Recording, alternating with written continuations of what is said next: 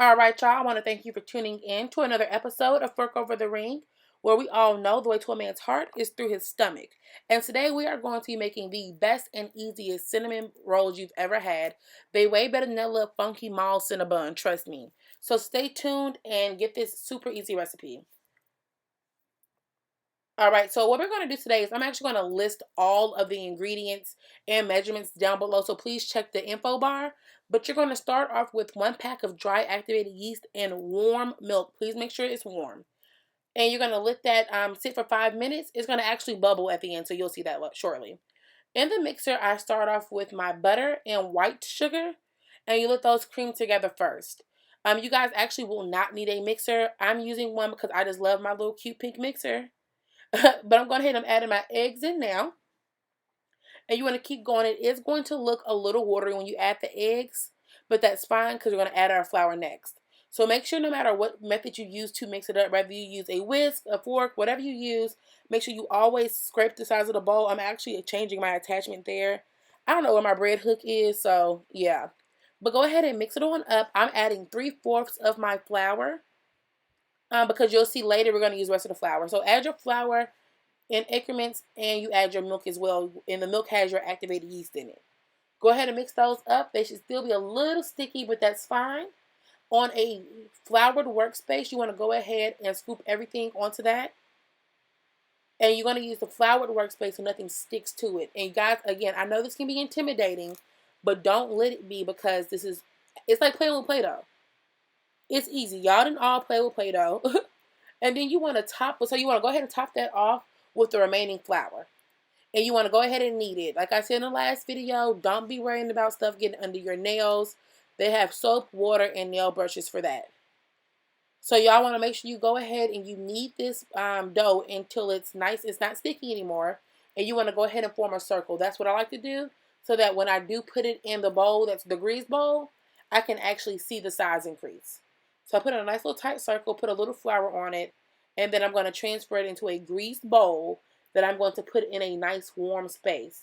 Y'all, please don't make the mistake I made the first time I made any type of bread. I put it in the fridge and it didn't grow. So you let it sit for an hour, and I punch mine when it's done because I can deflate a little bit on another floured area so it won't stick. You're going to go ahead and get a rolling pin and roll it out. Don't ask me why I don't use the ends of the rolling pin, because I don't know. If you do not have a rolling pin, there is no need to freak out or anything. If you have a wine bottle, that actually works perfectly fine. Put a little water in it to make it a little heavier, and you can roll it out with no problems. Or any like super round alcohol bottles typically works because they're glass and they'll roll nicely. So I roll it out as large as I want it, and then I add my brown sugar, cinnamon, and butter mixture to it. And you go ahead, I put those in two. I kind of break it up into twos, only so that it's a little easier for me to control where I put it, because it can get a little thick at times. So again, make sure this is the brown sugar, and you want dark brown sugar, cinnamon, and you want the butter. Sorry, I forgot. Go ahead, put that all on there, and then you want to roll it on up. The best part of a cinnamon roll is that it's rolled. So go ahead and roll it up tightly as you can, because you don't want anything to come apart when you put them in the pan to bake them. Then you're going to cut them in 1-inch sections. If you get them too thick, it's okay to go back and cut it again. Don't y'all tell my mama that I was cutting on her good counter, because she might cut me and we won't have it on my videos. But I go ahead and I cut those ends off because you don't need them. And you're going to go ahead and line them again in another greased pan. After you let them sit in that greased pan for a while, they're actually going to double in size or a little more, so you don't have to let them sit there or put them really close. These may seem close, but there's actually space in between. I'm going to keep adjusting them until I get them right. But they make a little close now, but there's space between them because they're going to grow some more. Go ahead and put your towel over and let that sit for another 30 minutes by itself near a warm area. All right, so that's how they look when they grow a little more or they expand.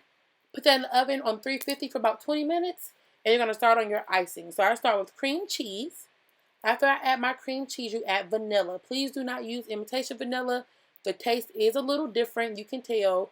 Go ahead and spend an extra $1.50 and get the real stuff, y'all. Because I'm going to talk about you. I'm just saying.